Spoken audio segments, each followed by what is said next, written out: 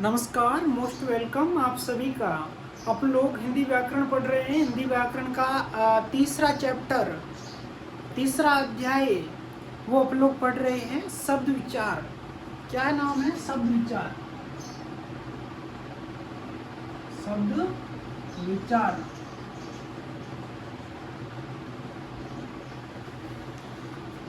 देखो, शुरू करते हैं अपना टॉपिक शब्द विचार। मैं बताता हूँ इसमें आप लोग क्या पढ़ेंगे। सबसे पहले देखेंगे शब्द क्या होता है, शब्द का निर्माण कैसा होता है, कैसे होता है,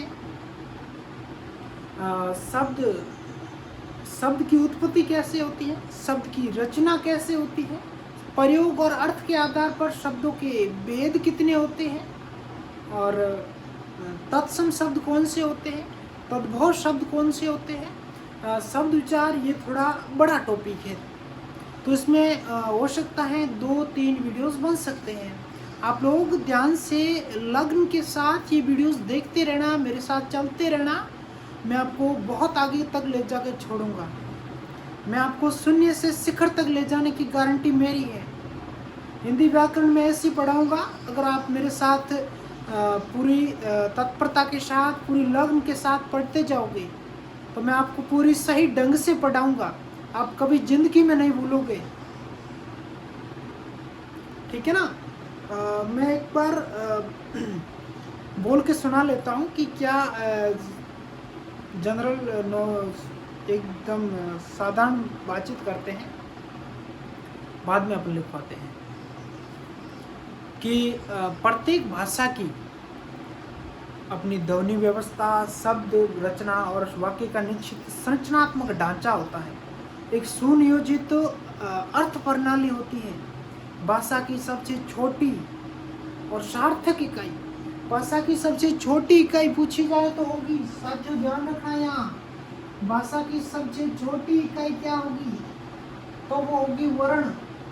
अगर भाषा की सबसे भाषा की सबसे छोटी सार्थक इकाई पूछी जाए तो वो होगी क्या? शब्द होगी। साथियों ध्यान रखो, आंखें खोल के सुनो, कान खोल के सुनो, आंखें खोल के देखो।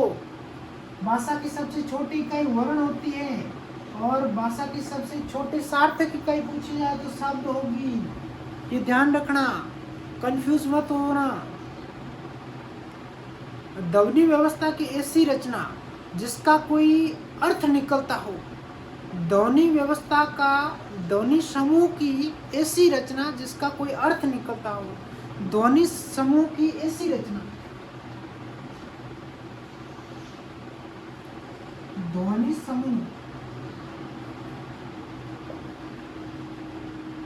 ध्वनि समूह की ऐसी रचना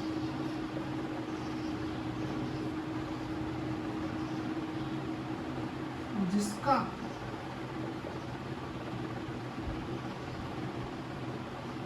कोई अर्थ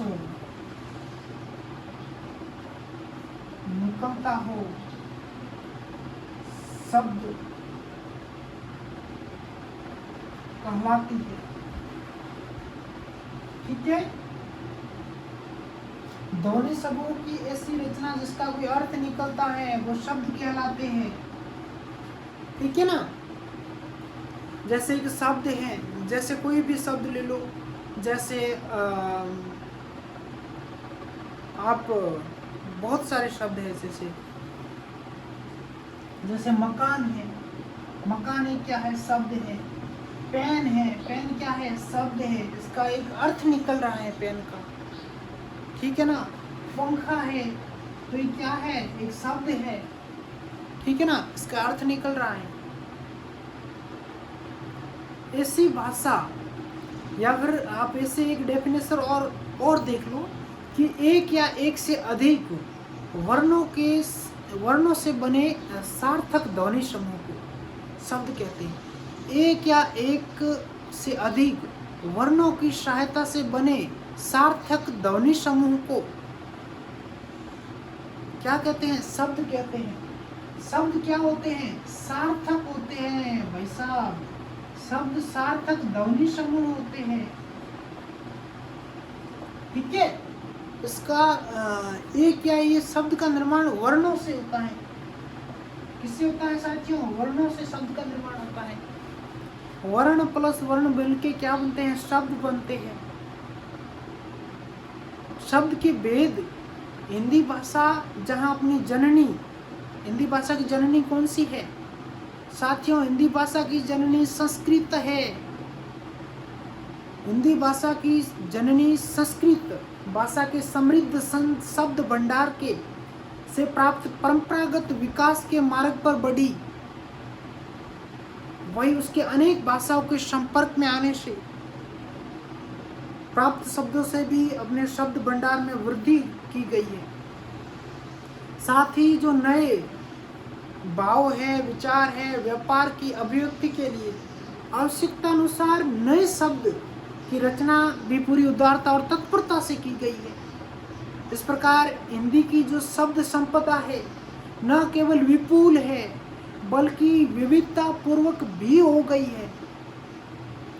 शब्द की उत्पत्ति, रचना, प्रयोग और अर्थ के आधार पर शब्द के भेद कितने होते हैं? कुछ भेद किए गए हैं और जिसका विस्तृत रूप से आप लोग वर्णन करते हैं, पढ़ते हैं। उत्पत्ति के आधार पर देखो, हिंदी भाषा में संस्कृत, विदेशी भाषाओं, बोलियों और स्थानीय संपर्क की जो भाषा है उसके आधार पर निर्मित शब्द शामिल हैं। हिंदी में बहुत सारी भाषाओं के शब्द शामिल हैं। हिंदी में संस्कृत के शब्द शामिल हैं, इंग्लिश के शब्द शामिल है, फारसी के शब्द शामिल है, संस्कृत के शब्द शामिल हैं हिंदी में। अतः उत्पत्ति या स्रोत के आधार पर हिंदी भाषा के शब्दों को कुछ उपभेदों में बांटा गया है, जैसे तत्सम हो गए, तद्भव हो गए। मैं एक बार बताता हूँ तत्सम शब्द क्या होते हैं। देखो, हिंदी भाषा में जो संस्कृत या विदेशी भाषाओं या बोलियों या फिर स्थानीय जो जनसंपर्क के आधार पर जो निर्मित शब्द शामिल है, अंतः ऐसे आप मैं तत्सम मैं समझाता हूँ एक बार फिर से कि तत्सम, सबसे पहले देखो तत्सम होता क्या है। तत्सम का विच्छेद होता है तत्धनसम, यानी कि उसके समान। ठीक है ना? आप लोग पढ़ रहे हैं उत्पत्ति के आधार पर शब्दों के भेद, उत्पत्ति के आधार पर। ठीक है ना? उत्पत्ति के आधार पर आप लोग शब्द की भेद पढ़ रहे हैं। ठीक है? एक शब्द है तत्सम। तत्सम शब्द क्या होते हैं और तद्भव शब्द क्या होते हैं? ठीक, मैं आपको एक बार सुना रहा हूँ, आप ध्यान से सुनिएगा। तत्सम का विच्छेद होता है तत्धनसम। तत्धनसम यानी कि उसके समान। ठीक है ना? इसका अर्थ क्या है? तत्सम का अर्थ है उसके समान, उसके समान। देखो, अर्थात किसी भाषा में प्रयुक्त उसकी मूल भाषा के शब्दों को तत्सम कहते हैं। अब देखो, मूल भाषा के शब्द, हिंदी की मूल भाषा कौन सी है? तो सीधा से आप लोग उत्तर दीजिएगा, हिंदी की मूल भाषा है संस्कृत। अब जो मूल भाषा के शब्द जो है वो हिंदी में आके मिले हैं, वो तत्सम शब्द कहलाएंगे, तत्सम शब्द कहलाएंगे। जैसे हिंदी में जो संस्कृत के शब्द आए हैं वो तत्सम होंगे। समझ रहे होंगे मेरी बात को? हिंदी में जो शब्द संस्कृत के हिंदी में आए हैं वो तत्सम शब्द कहलाएंगे।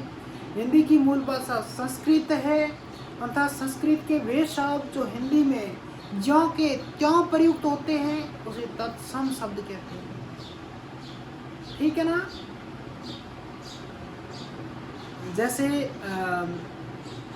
एक संस्कृत का शब्द है आश्चर्य, अगम्य, अकार्य, वो ज्यों का त्यों हिंदी में समाहित हो गया है, तो वह तत्सम शब्द है। बहुत सारे, इसलिए ये नहीं तो तत्सम शब्द और बहुत सारे हैं। जैसे अट्टालिका हो गया, उष्ट्र हो गया, कर्ण हो गया, चंद्र हो गया, अग्नि हो गया, आम्र हो गया, गर्दभ हो गया, ये ठीक है ना, ये सारे तत्सम शब्द हैं। तत्सम शब्द कौन कौन से हैं? जैसे उष्ट्र, उष्ट्र, ठीक है, उष्ट्र, अट्टालिका, कर्ण, चंद्र, अट्टालिका, कर्ण, चंद्र, ये संस्कृत के शब्द है और हिंदी में ज्यों के त्यों प्रयुक्त हो गए हैं, इसलिए इसे तत्सम शब्द कहते हैं। समझ रहे होंगे मेरी बात को। और दूसरा अपन लोग क्या देखते हैं, तद्भव शब्द। तद्भव शब्द क्या होते हैं? तत्सम आपको समझ आ गया होगा। मूल भाषा के शब्द जो हिंदी में संस्कृत के शब्द ज्यों के त्यों प्रयुक्त हो गए वो तत्सम शब्द कहलाएंगे। तद्भव, तद्भव शब्द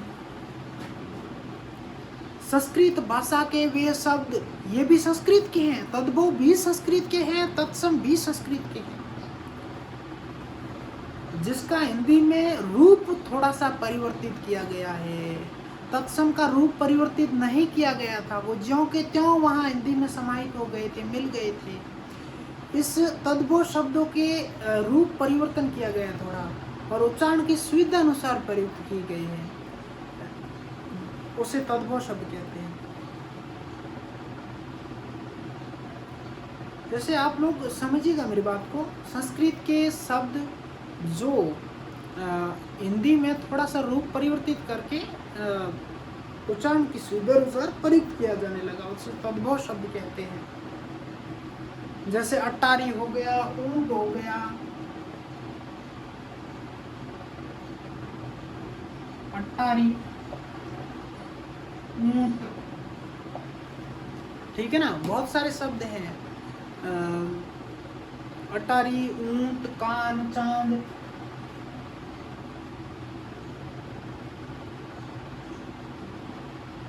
अटारी, ऊंट, कान,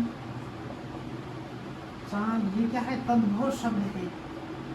अब इसका तत्सम क्या होगा? ऊंट का उष्ट्र होगा, उष्ट्र, ठीक है ना। कान का तत्सम क्या होगा? कर्ण होगा, ठीक। जैसे बहुत सारे ऐसे तत्सम तद्भव शब्द हैं, मैं आपको लिखवा रहा हूँ। तत्सम और तद्भव शब्दों की सूची में आपको लिखवा रहा हूँ, ये सारा मैं मिटा रहा हूँ। डेफिनेशन लिखवाने की जरूरत शायद नहीं है, आप कहते अगर नहीं समझ पाए तो मैं लिखवा लेता हूँ, एक बार लिखवा लेता हूँ। तत्सम शब्द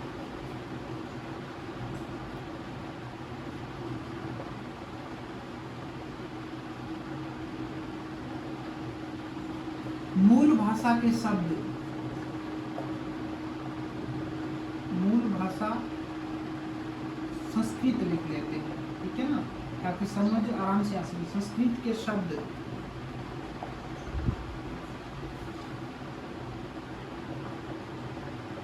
हिंदी में ज्यों के त्यों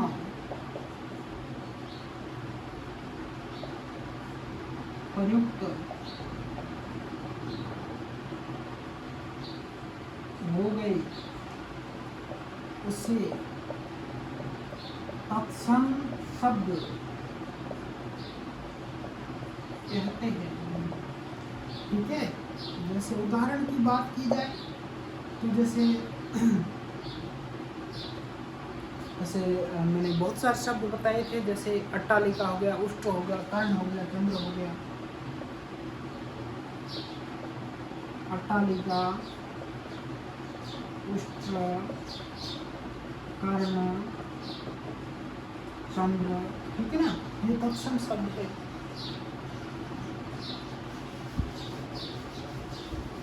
तद्भव शब्द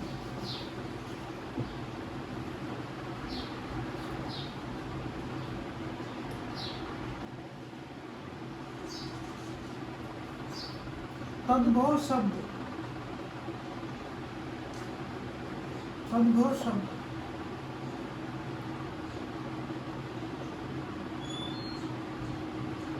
ये भी भाषा यानी कि संस्कृत के शब्द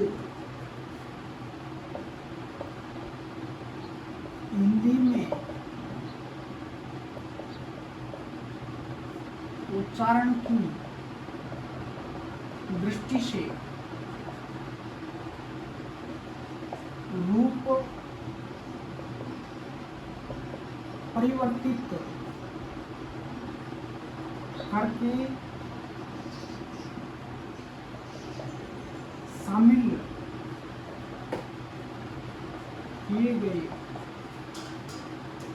उससे क्या कहते हैं? उससे साथियों तद्भव शब्द कहते हैं। तत्सम में रूप परिवर्तित नहीं किया गया, शब्द जैसे कि ज्यों के त्यों समाहित हो गए संस्कृत के शब्द हिंदी में, इसमें थोड़ा सा रूप परिवर्तित हुआ है।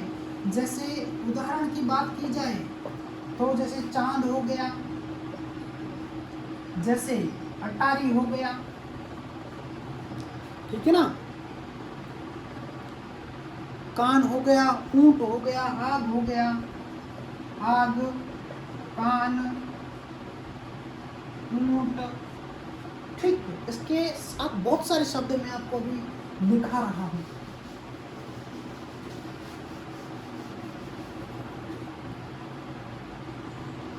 तत्सम और तद्भव शब्दों की सूची।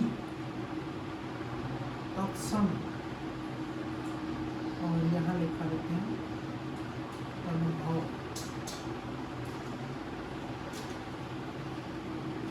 ये टॉपिक बहुत बड़ा है। तत्सम तद्भव शब्द लिखा है तो कम से कम घंटा भर तो घंटा डेढ़ भर उसमें ही लगेगा, ठीक है ना। वो तत्सम और तद्भव शब्द लिखवाने मैं सारे लिखवाऊंगा, क्योंकि अपन लोग लापरवाही बिल्कुल भी नहीं करेंगे, क्योंकि पता नहीं कहाँ से क्वेश्चन आ जाए एग्जाम में। इसलिए जितने भी व्याकरण की बुक में शब्द हैं वो सारे मैं लिखाऊंगा, ठीक है। जैसे अकार्य हो गया, अगम्य हो गया, अकार्य, अकार्य, ठीक है। अकार्य का तद्भव होगा अकाज, ठीक। अब देखो आप, ये अकार्य है ना, ये संस्कृत का शब्द है, हिंदी में ज्यों का त्यों प्रयुक्त हुआ है, तो अकार्य, ठीक है।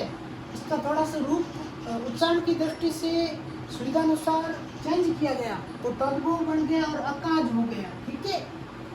क्या हो गया? अकार्य का अकाज हो गया। इसी प्रकार बहुत सारे शब्द हैं, जैसे अगम्य, अगम्य, अगम्य का हो जाएगा अगम, ठीक।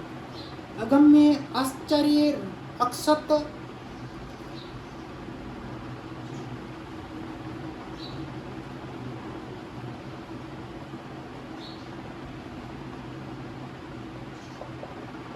आश्चर्य, अचरज, अक्षत,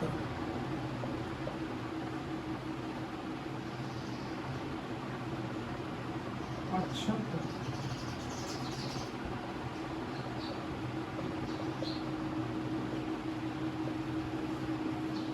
अकालिका, अकाली, अज्ञानी, अनजाना, अंधकार, अंधकार का तत्सम होगा अंधेरा, क्या होगा?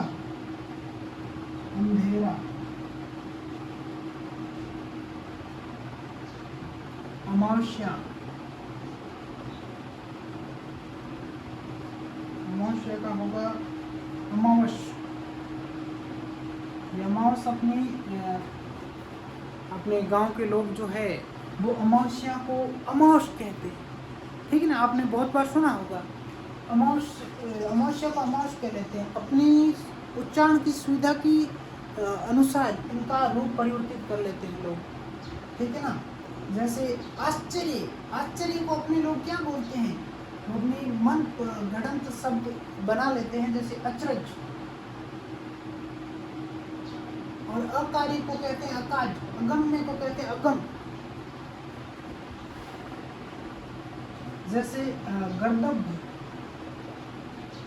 गर्दभ अपन लोग गधा कहते हैं गर्दभ को। आम्रचूर्ण,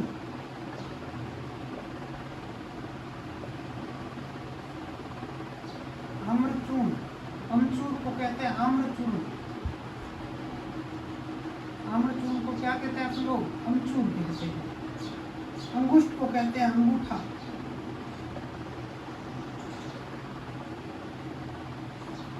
अंगुष्ठ,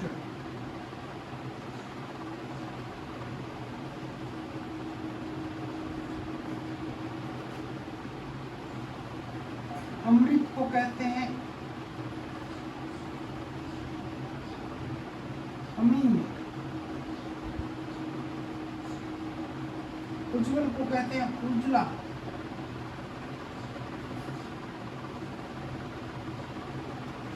क्या कहते हैं? उज्ज्वला। आश्री को कहते हैं आसरा। आश्री का ऑप्शन क्या होगा? आसरा।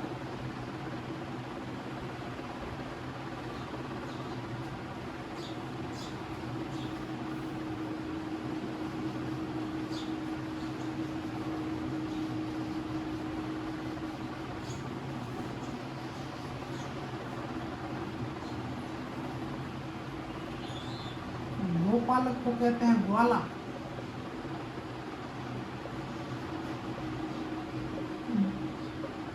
गोपालक का तद्भव होगा ग्वाला। और क्षत्रिय का हो गया खत्री कहते लेते हैं, खत्री।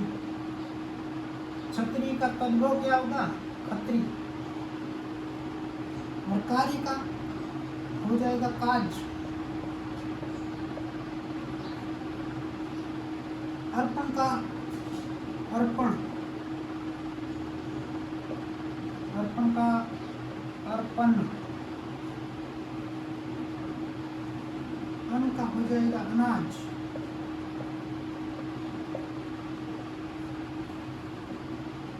अपेट का अहेट।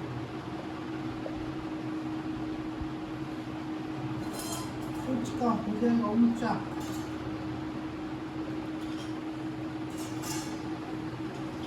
अंचल का हो जाएगा अंचल।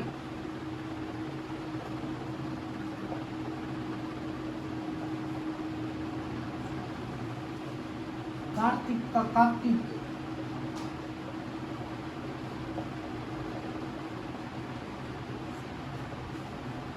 कर्ण का हो जाएगा कान।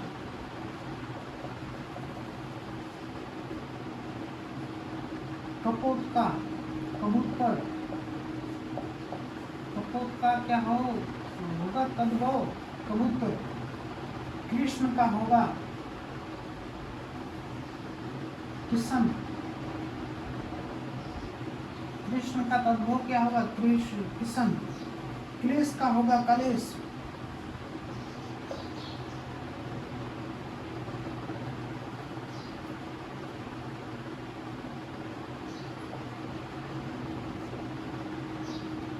गद का होगा गड्ढा।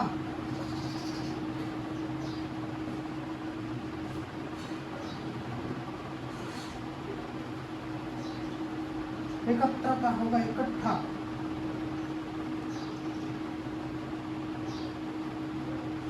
इसके अलावा बहुत सारे शब्द हैं, मैं आगे लिखाऊंगा। ठीक है, धन्यवाद।